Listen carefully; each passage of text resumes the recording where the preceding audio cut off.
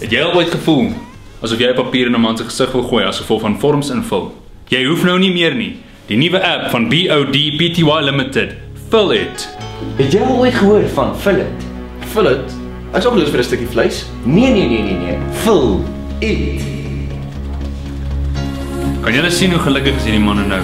Met Fill It hoef jy nooit weer in lang rye te staan om vorms in te vul nie. Het jy al gehoor van Fill It? Ja! Fill It.